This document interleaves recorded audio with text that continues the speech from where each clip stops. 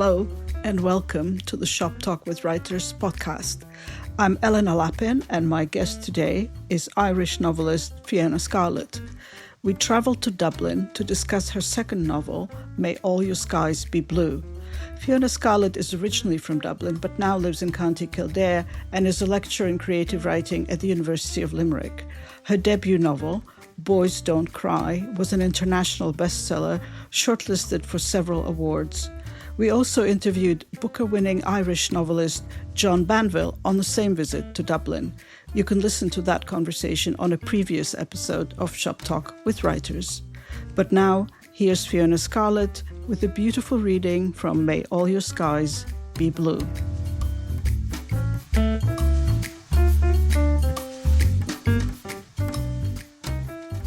How are you? My name is FIONA SCARLETT. Absolutely delighted to be asked here on this wonderful podcast. And I'm just going to open with a reading from my new novel, which is called May All Your Skies Be Blue. And it is set in a suburb of Dublin. It's sort of a fictionalised suburb of Dublin where I grew up myself. And it is a dual timeline of past and present. And it's about two childhood friends who become more.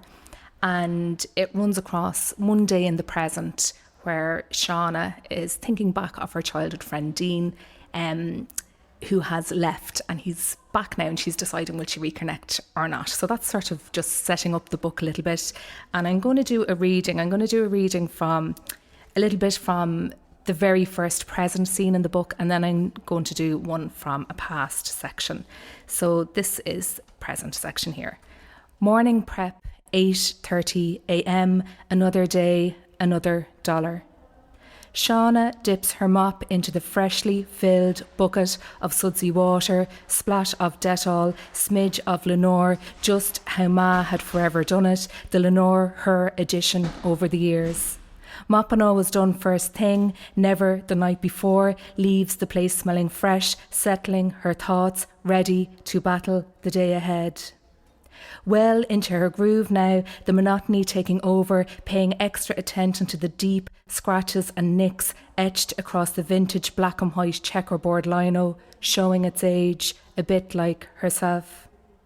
Pam's always begging to be let loose on the place, brings over posh paint, colour cards full of elephant breaths and arsenic greens and sophisticated glossy Italian marble tiling brochures. Time to put your stamp on it, she says, but this stamp will always be Ma's. Shauna has no room for ink of her own.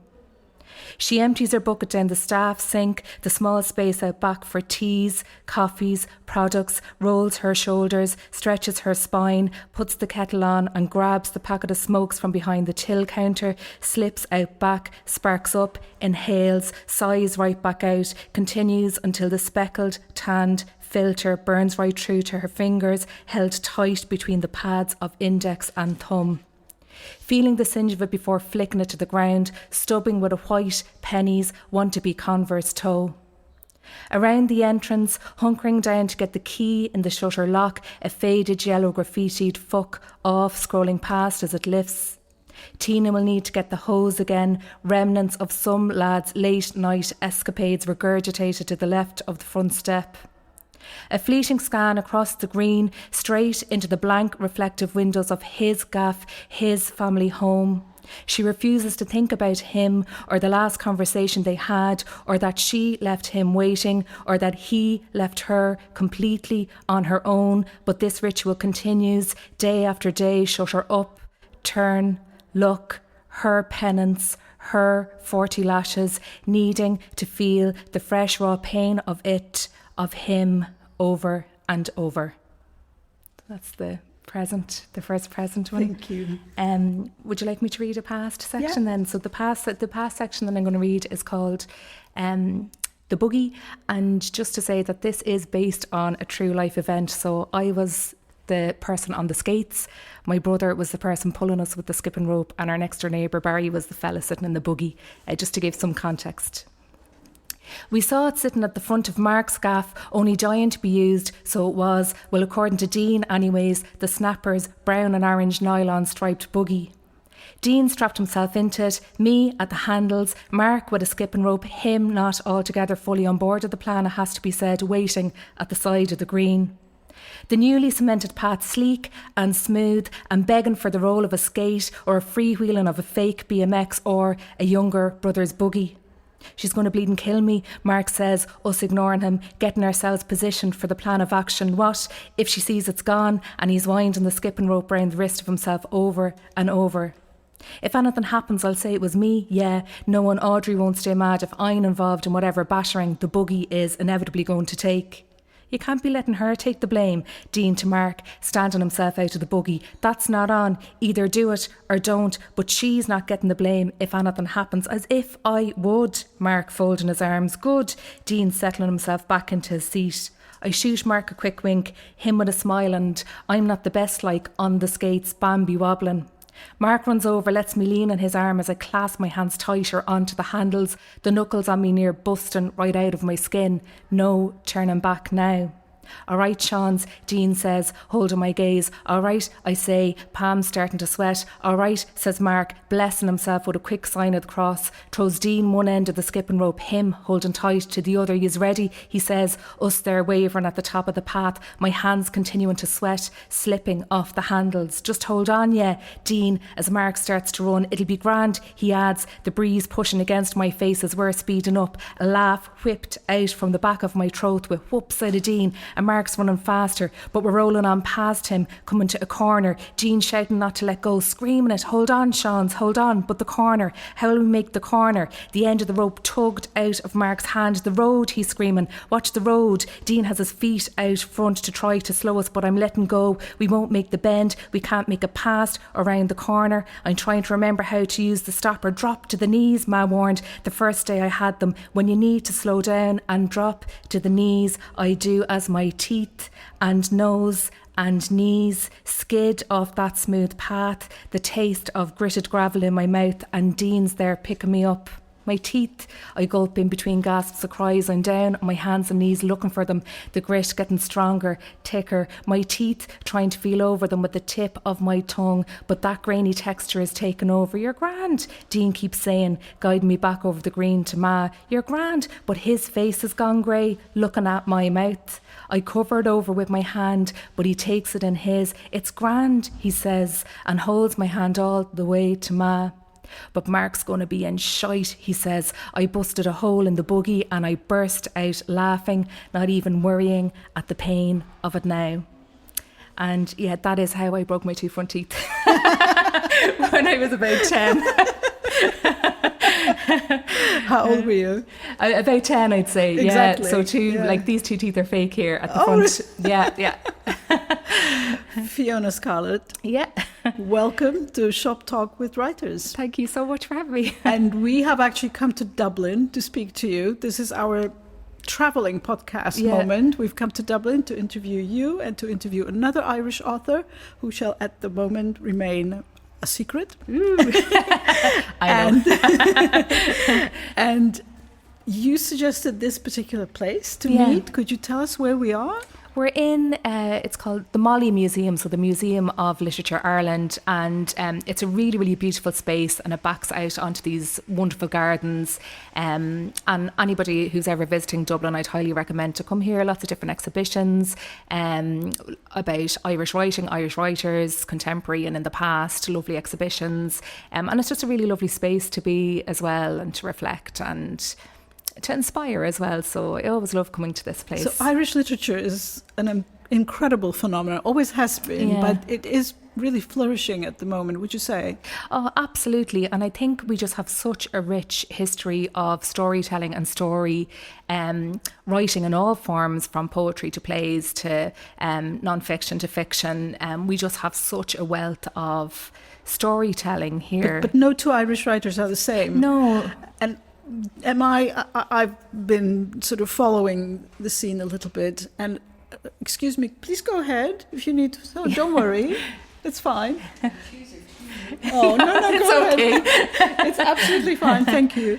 Yeah, we will have people passing through because we are sitting in, how would you describe this space? it's like a little nook, isn't it, really? And we're looking out over the gardens here. Yeah. And there's a lift going up and down, and there's a cafe around the corner. So there will be ambient noises. Thank you. Yes. I was reading some of your statements and other interviews, and you said that you feel very supported by other Irish authors. Absolutely. I just think as a community here, we've such wonderful support from other writers. The vast majority of writers here are incredibly supportive to people starting out. And there's lots of different reasons, I think, why there's sort of this explosion, it seems, of Irish writing at the moment. One is definitely the support we get, but also we get Arts Council support as well. Here I've been incredibly lucky and grateful for Arts Council support that I've gotten throughout my writing career so far. We also have a really rich history of libraries in Ireland too, and there's such an integral part to community here, so the access to reading is there. And also I think too, like up and around the country we have small theatres opening up, and a real strong independent book scene, and just people are constantly, I think, surrounded with the written word and the Irish written word as well.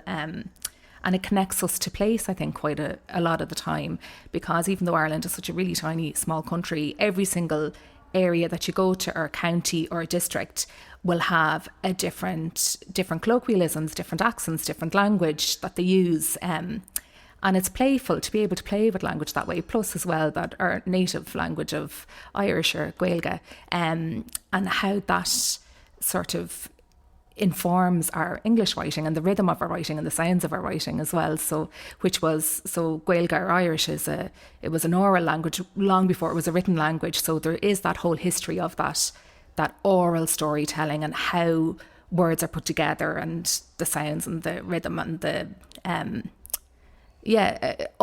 patterns of language, I suppose, and words, which is rooted in our Irish language before we had English. You feel the oral tradition in the way you write, for example, when you just read this passage about the buggy, it was so fast, it was so alive, it was just jumping, with energy, and it was almost like watching it happen. When you write, do you write as quickly as this sounds?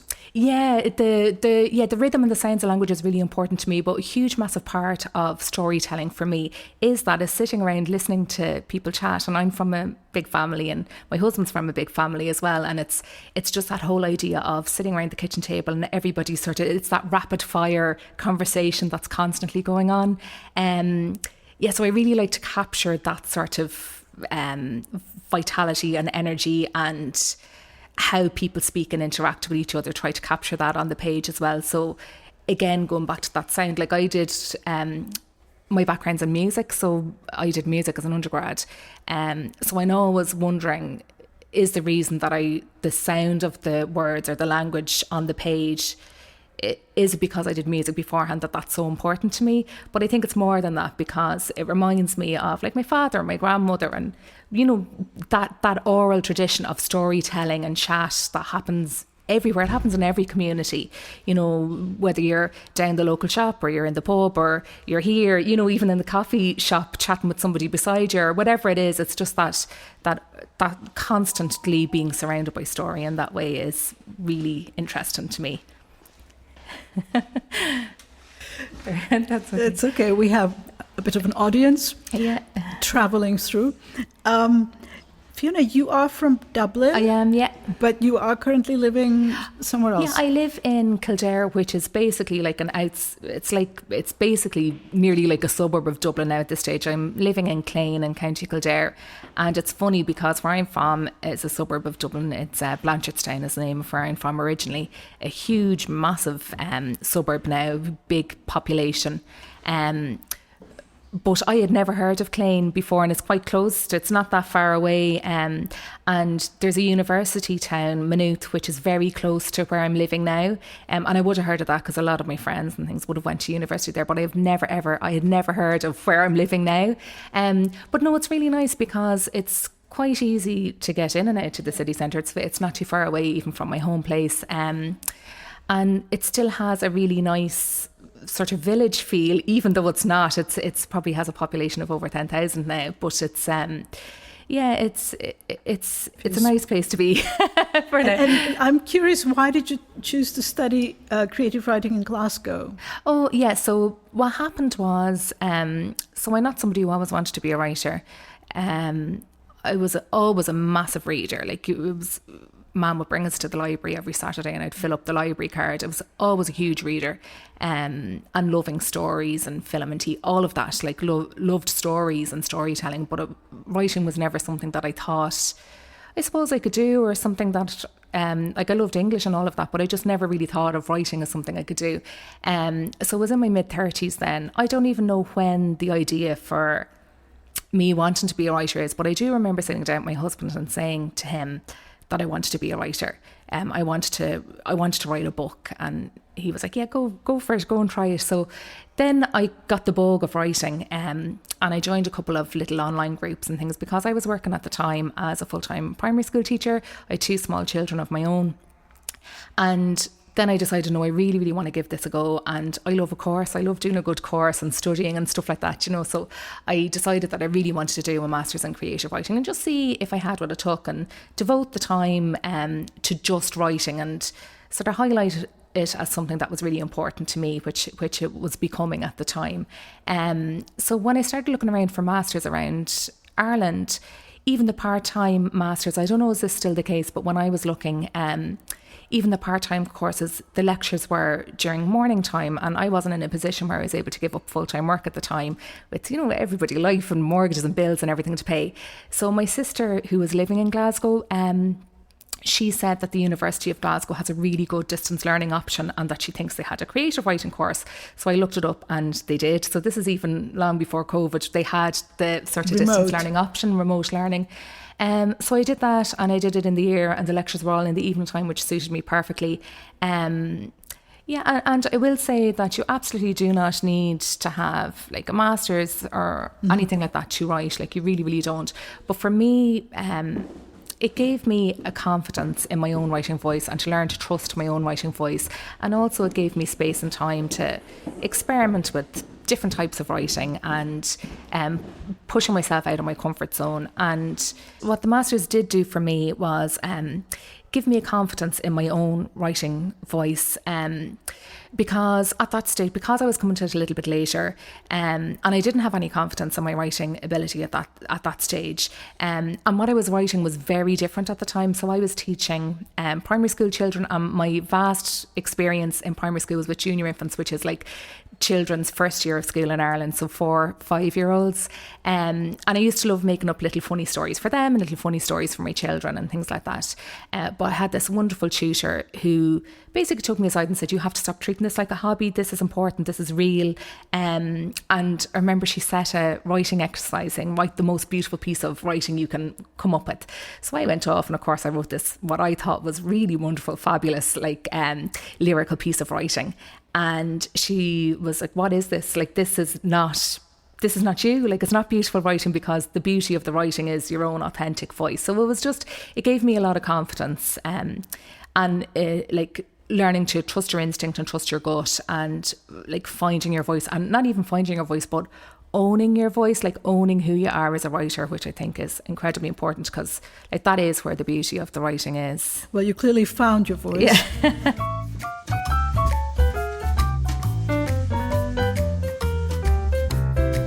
We're here to talk about your second novel, which is called May All Your Skies Be Blue, which is in itself a very melodic sort of title. But before we talk about that, I'd like to ask you a few questions about your first book, your debut. Yeah. How long ago was that published? Yeah, so Boys Don't Cry. Boys Don't Cry. It was published in 2021, so that's nearly 4 years ago now is when the debut was published. Yeah, and it is officially an international bestseller. Yeah. Did that surprise you? Yeah, do you know, it's really strange, because that book was published during lockdown. So it actually sold. It went out on submission to publishers about 2 weeks before the very first lockdown. So we thought it wasn't going to sell at all because editors and publishing houses had all shut down. They were all working from home. So yeah, we didn't know what was going to happen with that book. And then it was published, and when it was published into a second lockdown. So all bookshops were closed. I had my launch on Zoom online, so it was just a very different experience to this time around. And nevertheless, that story really connected with readers. Can you tell us a little bit about the story? So it's the story of two brothers and a family. Yeah, it's the story of two brothers, and it's set in inner city Dublin. And you know fairly early on, so it's not really a spoiler alert, you know fairly early on that something has happened to the younger brother, Finn.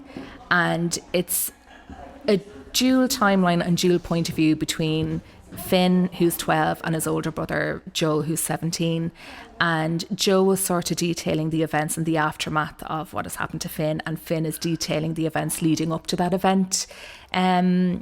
Ultimately, like, it's a story about love and grief, which I think is the ultimate form of love, really, and exploring how how a teenage boy copes with that, but also a teenage boy who was from a situation where he doesn't really have family support, not a lot of family support, community support, finding himself in situations where choices that are made available to him because of certain situations aren't available to him, or it's looking at class, I suppose, as well, and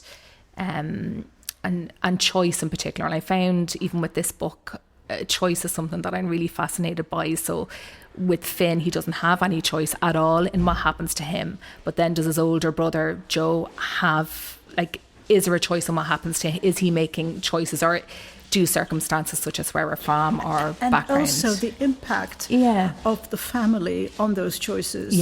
Is it predetermined?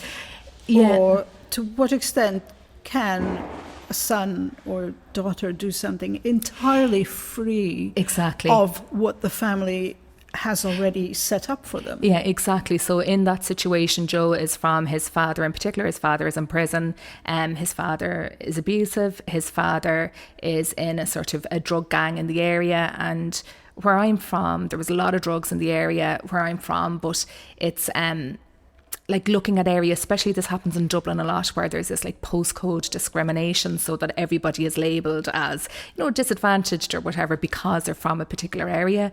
But I really wanted to show it's far more nuanced than that. So if you have family support and you have different circumstances, you know, it's not necessarily a postcode or area thing. So with Joe, he's got nearly everything going against him, and he gets into a situation, and if he finds himself in a hole, he doesn't have somebody to pull him back out of it again, whereas somebody else who would make the exact same choices but has that family support or money support or whatever it is, they can get themselves out of it more easily. It's like, I always love quoting that Pulp song, you know, if you call your dad, he'll fix it all, for common people. And that's exactly what it's like. It's for Joe making a decision or a choice is going to be very, very different for somebody who'll be able to call their dad and they'll be able to fix it all. So, and you chose to write your first novel about two brothers, two boys, two male protagonists, which is very interesting. Yeah, do you know, it's really unusual how that happened, because when I was thinking about that story, Finn was a character who came to me first. So it'll always be a character who'll come to me first. So Finn came nearly fully formed, and I knew what his story was going to be. And when I was thinking about that story... Do you remember that moment? Yeah, I do. So, because I was reading it was a tweet on Twitter that I'd read, and it was from a paediatric palliative care doctor. And he had asked patients in his care, they were children who were dying of cancer, he'd asked them what they would miss the most after they died. So immediately after reading that, Finn came to me as a character, and I wrote that first chapter of Boys Don't Cry. So it was really strange how that happened. And even though, like, what happens to Finn, he was a really easy character to write because it was, his storyline was so inevitable. He was quite easy to write, but he sort of came fully formed. And when I was thinking about that story, it was always going to be a story from the perspective of Finn and his mum Annie. But then when I went down to write it, it was Joe was the character who came out. So it's just really interesting the way that happened, and it ultimately is Joe's story then at the end of it all. And what's so fascinating is that in your first novel and in this one, you use the, shall we call it, technique or approach of having like a dual or multiple narrative. Yeah. How did you come up with that? How does that work for you as a writer? It's funny actually, because it was only after writing the second one that I realised that I actually really love using structure as a form of storytelling too, which, like, I'm not a very structured person. I'm terrible. I'm really unorganised. But it's really interesting that I found that I do really love playing with structure and how that can add to the story being told. And again, it was when I went down to write it, I hadn't planned it that way or hadn't thought it was going to be that way. And it was when I went to write it, then it's that's how the story transpired for both of them actually. And for the first book, there's dual timeline and dual point of view. And for May All Your Skies Be Blue, it's one point of view, but it's a dual timeline. And for May All Your Skies Be Blue, it really is about, it is Shauna's story again, but Dean was the character who came to me first for that actually. And he was I always thought it was going to be, when I was thinking about the story again, that it was going to be dual point of view as well between Dean and Shauna. But then when I went to write it, it was only Shauna who came out. Dean isn't really on the page at all. He sort of bookends very vaguely the beginning and the end. But he's not really in it. He's only ever really seen through Shauna's experience and Shauna's eyes. And the whole story, it is a love story between Shauna and Dean, but I think it's more a love story between Shauna and her mum, and Shauna and her community, and Shauna and her friends. And also, again, it's going back to choices, and it's looking at roads not taken, but it's not really regret. It's about these real big, huge life choices that you have to make that are going to impact on the rest of your life. But Shauna would always make that same choice again, because she becomes a young carer for her mother really, but she would always make that choice. She would never choose anything different. And the same way for when Dean leaves, he would always make the choice to leave. He would never choose to stay really. So the choices were always going to be the choices that they were going to make. So it's hard to regret something when that choice was always going to be made, So again, it's funny the way that works, but I do really love structure and using point of view and things like that to help with the storytelling. So for this one, it's in the past section, Shauna's in first person, and then in the present, it's third, because her as an adult, she's distanced herself a lot, and she sort of closed herself off, and she's living in the past. She's living onto this whole the life that she had in the past, where she didn't have, where her mom was still well, where she had her group of friends, she didn't have any really worries or concerns. And in the book, it's her still clinging onto that past, and I'm hoping by the end then she's realising that she can have her own life again, start living life for herself, because she's never really lived life for herself before. Even though her mother always encouraged her to do that. Yeah, and that's the thing, her mom always wanted her to do that. And it's it's a funny thing, and I think it's just, she's just one of those people who, she's a real home bird. She's never really travelled outside, and she's happy, she is happy in the salon, and it's probably what she always would have ended up doing anyway, because she's happy in that world. But it's I don't think she ever really had any dreams for herself, no aspirations, because even when she's deciding to go away with Dean, it's that's his dream to get out and to go to New York. And the salon was her mom's dream, but she sort of ended up taking it over. But I think she is content and happy in the salon, but she just needs to find her own dream and what it is that'll truly make her content. It's all about choices, but also options and possibilities. Yeah. And, I would love to read maybe another narrative of Dean alone in New York. Yeah. What was life like for him from his point of view alone? And because you're really writing about a group of 4 friends, each one is such a fully developed individual character, and their connections are wonderfully fleshed out. They are so surprising always. Yeah. You know, one time, for quite a long period of time, one character is a proper bitch. Oh yeah, Natasha. She's a great character. And then all of a sudden, you turn it around and you show a completely different side of her and how life turns out. So what I find amazing about your fiction is how incredibly artful it is. It is fiction. It is literature of the highest order. And at the same time, it is so authentically real. Mm. It's almost as if I could see these characters. I would like to say something to her or to him. Don't do this, do that. Talk to her, change your mind. I feel like I know them on that level, and that is amazing. And I think this is why whether you play with structure, whether you play with time perspectives and so on, but it always remains completely real, and you can always connect who is where and when and what is happening and what is leading up to that moment. It's just absolutely brilliant, this novel. May All Your Skies Be Blue. I'll say it again. Lovely title. And there was a moment when I should have realized it earlier on in the book, but it suddenly hit me that this whole novel is a playlist of songs, and they all connect in such a beautiful way. They all make sense in terms of these chapters, which, by the way, are deliciously short sometimes, which is perfect. The way they work and the way you make things happen in the most natural way. And when it's done, it's done. You move on to the next bit, but you never forget what came before. It's just lovely. But I wanted to say the songs are so perfectly chosen that I would love to see a playlist for the whole book, maybe. Yeah, there actually is a playlist on the Faber is there? YouTube channel. Yeah, there is, because it's music is a massive part of my writing process, and again, because my background is in music as well. But I can't listen to music while I'm writing, but I do listen to music right before I start a writing session and right after, and there'll always be a song that's a real anthem for the book. So for this one, it was Songbirds by Christine McVie, and also then there is a recording of Jeff Buckley, and he was just captured in a church singing Dido's Lament.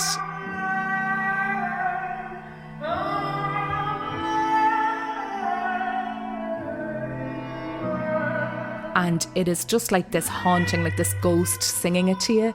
So they're the two sort of anthems for this book that I sort of listen to over and over and over again obsessively. But there is a playlist on the Faber YouTube channel. But also because for me, I think I'm the only person on the planet who doesn't have a Spotify account. Like I'm not on Spotify at all. And I know it's crazy, isn't it?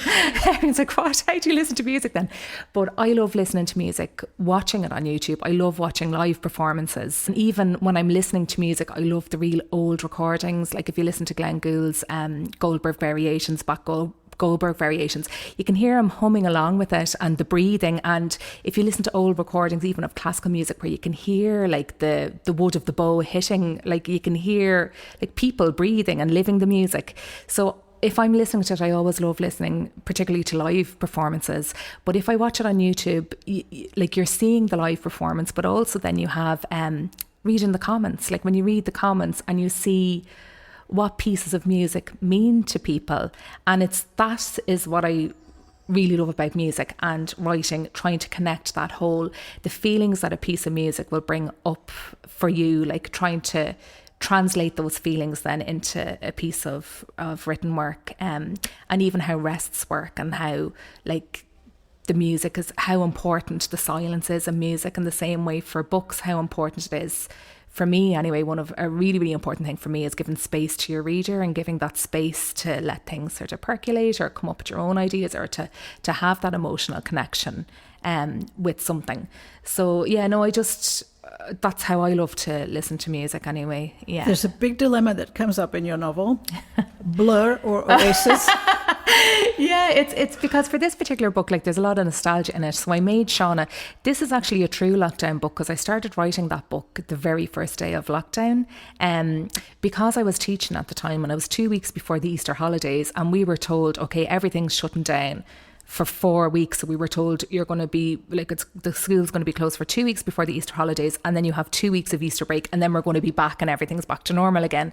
And Boys Don't Cry was out in submission with publishers, and we didn't know what was going to happen. Was everything going to be pulled, or what was going to happen there? And I'd been thinking about that story for a while, so I sat down and I started writing it. So I made Shauna. Shauna in that is 39 and I'm 44 now, so that'll just say how long this book took to get over the finish line, really. So second books are tough, but it just made it easy for me then going back to the past sections, because when Shauna's 11, I was 11, when she's 15, I was 15, and that I was a huge Blur fan, and like I was a massive, but that whole indie scene, like Pulp, Blur, Elastic, Knicky, like I just listened. It was just Dublin at the time. It was such a gig city. You could pay a tenner, and you'd see live bands for next to nothing, and music was such a massive part growing up.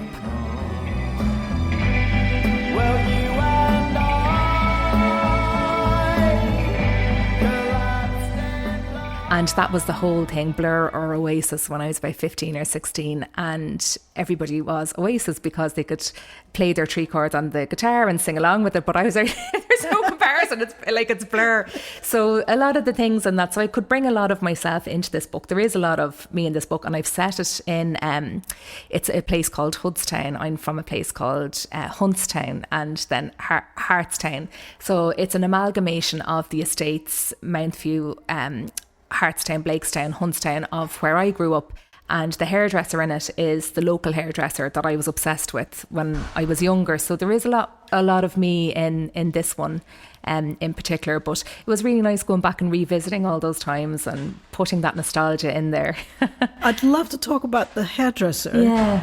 Because, of course, it's completely real, and that's what it's like. It's like a microcosm of relationships, of histories, of, real local stories and family stories. Yeah. And by the way, I took one excellent tip from your novel, a household tip.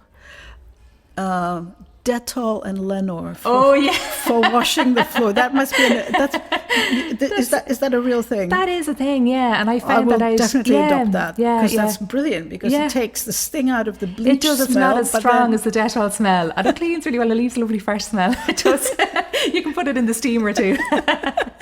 Well, I in my own very old, long time ago written debut novel, I had a scene which was based on a real life about the character goes to a hairdresser and gets a horrible haircut, and she hates it so much she just walks out and she goes to the next hairdresser to say, well, I need a haircut. She doesn't tell them she's just had one. She said that she doesn't say fix it. She said, I just need it done. And they do it, but again, it's not perfect. So she goes to a third one, and after the fourth attempt, she gets what she wanted. And not a single one of those actually realized that she just had it done before. I love that so much. But it's such a thing, isn't it? When you get the hair done and you absolutely hate it, and you don't ever say, well, I never say, you just go home and you give out and you redo it again. Actually, the only character in your book who is honest about that is Jenny, the teenager who's very outspoken. She's the new generation of she knows what she wants. Exactly, which is great. But of course, a spoiled brat. But that comes with the territory. Yeah. But for your main protagonist, the hairdressing salon is such a character building experience. She has to really hold back. She has to learn how to be there for her mom, be there later on, as it's in her hands. She's the manager, she's the main hairdresser, she's the employer at some point, and she learns how to deal with people. But again, it is about putting herself in the background. The main point is to satisfy others, and that's part of who she is, which is kind of impressive but also sad, because that translates into her relationships. What I noticed is that the four friends, Pam, Mark, Dean, Shauna, are school friends. Yeah. But there are hardly any school scenes. No, there's very few school scenes in it. And I actually cut, like, that was one thing about the structure with this, because it's a really strict alternating timeline. So when there's a past scene, there's a present straight after, which was really difficult, because if I cut something in the past, I had to cut something in the present. If I cut something in the present, I had to cut something in the past. And I did have a few more school scenes there, and I had cut them all out. But then I put one back in there again. Because for me, yes, they are all school friends. They all go to the same school and everything like that. But it was more about the community aspect for me, which is why I wanted to sort of keep it in the community as much as possible for that. And are you working as a teacher now still? No, I'm not. So I handed in the notice there. It's a good few years ago now. But I worked as... I got a position as writer in residence in Maynooth University teaching creative writing, and I was working last year in the University of Limerick teaching creative writing in the master's programme there. So what I found out was that I actually really love teaching. I really miss the teaching part. The job itself is it's too difficult to juggle. The writing and the job of the primary school teaching was just too much. It's in your head all the time. Whereas with the teaching of creative writing, I absolutely love that, because you're in that space all the time. And for me as well, teaching is just such a massive part of who I am. And I think that for me as a writer, one of the best ways of paying forward, I think, is through teaching. So at the moment, I'm writing, like, sort of trying to focus on getting a third book ready. But down the line, that's the space I would really love to get into, is that sort of creative writing, teaching, lecturing space. Fiona, when you teach creative writing, how does your being a writer come into that? What do you try to teach your students? Yeah, that's a really, really interesting question. So for me, it's always about that whole getting a writer to listen to their gut, listen to their instinct, developing confidence in their own written voice, and to understand about like, that's again what we were talking about. What I took from my own masters is that the beauty of writing is your own writing voice and owning who you are as a writer. And just as well, I think it's such a privilege to be the first reader of anybody's work. And yeah, it's just, and of course there'll be like craft elements and things like that in it too, but it's mainly, for me, it's not like teaching somebody how to write. And I think it's just funny, because with creative writing, and particularly creative writing masters, there seems to be a lot, well, you know, you can't teach people how to write, or why should you be doing it, or it's whatever it is. But we don't say that about other art forms. Well, I suppose sometimes we do, but it's more about that, about giving yourself the time, experiencing the written word, dedicating that time to yourself and your writing, but finding your voice and having the confidence to own it and to use it. And that for me is the most rewarding thing, when you see writers just developing who they are as a writer and gaining. It's exciting, isn't it? Yeah, it's to really see that exciting. Under your guidance, yeah, you definitely. can really share what you have experienced yourself, and I can tell that you must be wonderful. Can I ask you, because you said your background is in music, so can I ask, because we like to sort of intersperse the podcast, the word with music. We'd like to put in some sounds, musical sounds. What would you suggest for your book? For this conversation? What music would illustrate it nicely? That's a really, really interesting one. Something you would love. Well, that, like the songs, or just anything we can't in particular? Play the whole song, but I think that Christine McVeigh's Songbird is a real sort of anthem to the song, or that the Jeff Buckley clip is only really tiny and it's just him singing it, Dido's Lament. But there is an Annie Lennox version of that Dido's Lament as well, that was done during lockdown with I think it's London Choir sort of background as well. I could have that completely wrong. But that was a big sort of driving force for me throughout this. And anything at all like that. Okay. Well, we'll look for it. But if you'd like to send me something, I'll send you on them. I'll send you on the list. Yeah. Great. Yeah. Great. Thank you. Yeah. Dolly Parton's version of "I Will Always Love You" as well. That would be amazing. Yeah, her original one as well. I think is sort of. I love the Whitney Houston version one, but the Dolly Parton one seems it's real. It's a real raw sort of version of it that I like as well. What does your family make of your fiction writing? Yeah, they love it. Like, but my dad, he died very suddenly in 2020, just before the first book came out. And there's a lot of my dad in that book because he's from inner city. So like there was a lot of him in that book. So it's nearly like when I think about it being, and I didn't realise how much of my dad was in Joe until like after the book was published, really, and after he died. So it's nearly like not the universe telling you that was, but his essence is through that book a lot. Like there's a lot of him in that book. So it sort of seemed fitting then that it was centred around Joe after what had happened. But he had, he knew it was being published, but he hadn't read it. But yeah. But do you think that's why you chose the male? That's what I was wondering. I was wondering, was it like a subconscious thing? Because he died very, very suddenly, and it wasn't COVID or anything. He got a really rare infection, and he died of sepsis in the end. But it was, I was just wondering on some subconscious level. Like I didn't know that was going to happen, obviously, but it's just funny the way that worked out. That there is so much of my dad in that book. Like it's dedicated to my dad, and then. Yeah, that's he passed away then. So it's, I like that it's connected to him so much that way as well. And the family sensed that it was... Yeah, and it was even like for this launch, the first launch, because it was, when I think about it now, that we couldn't celebrate together in a room together. I remember my parents left, or my mum and my brother left presents in the garden, and we had to just wave at each other. They couldn't come into the house, and then they went home to watch the launch on Zoom. Whereas this time, just having a room full of people, and not like a lot of my dad's friends and old colleagues came to it as well, it was just a nice way to be able to celebrate. It's very difficult, I think, when you're disconnected like that, which I didn't realise at the time, because a lot of the people had asked me, did you miss not having a relaunch? I had nothing to compare it to, but like, that was what was important to me, to be able to celebrate it with family and friends, that this is something that had happened, because it's not, as a writer, like yourself, it's very hard to sort of celebrate the wins, I suppose. Well, it is for me anyway. You think that it's not a big deal, where it is, like, and it should be celebrated, Well, Fiona Scarlett, thank you so much for talking to Shop Talk with writers in Dublin. Lovely. Thank you so much for having me. It was an absolute pleasure. Thank you. Thanks.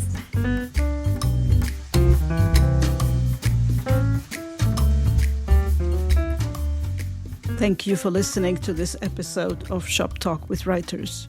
Our guest today was Fiona Scarlett. Her second novel, May All Your Skies Be Blue, is published by Faber. You can read more about this author and all the authors I meet on this podcast on my Substack, elenalapin.substack.com. I hope you enjoyed this conversation. Please leave us your feedback wherever you choose to listen, on Spotify, Apple Podcast, YouTube, Substack, or on our Instagram and TikTok channels. Please do come back for more. Our future guests include Andre Assiman, Megan Hunter, Sarah Moss, Charlotte Mendelsohn, and others. Thank you.